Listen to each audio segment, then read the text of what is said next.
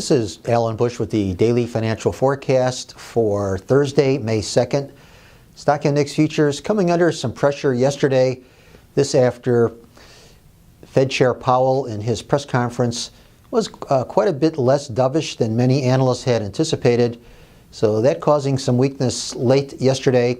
However, good gains today. It does appear, though, that traders still believe that the Fed is likely to lower interest rates before the end of the year, probably at the December meeting, in spite of what Powell had to say. So nothing has changed at all in the stock index futures outlook. I still remain bullish. Higher prices are likely, and I do not think we have topped out by any means. In fact, I would not be surprised to see some new record highs down the road. Moving over to the currencies, the press conference yesterday supportive to the dollar index, so some recovery gains more recently in that market.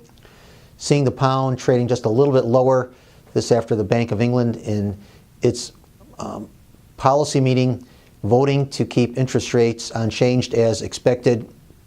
Interest rate markets really not moving that much overall.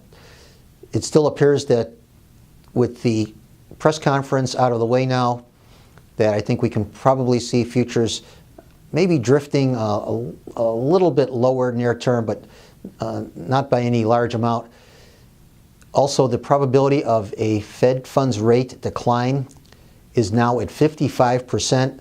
This seems to be at odds with what Powell had to say yesterday. So the financial futures market saying a rate cut still appears to be in store. Yesterday, the probability was 66% of a rate cut. That was before the statement and the press conference. So I don't think there's a real lot to do in the interest rate markets. I would focus more on the stock index futures.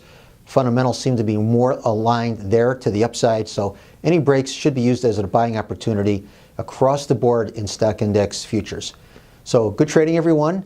And once again, remember, these are my opinions alone and are not the opinions of ADMIS or Archer Daniels Midland.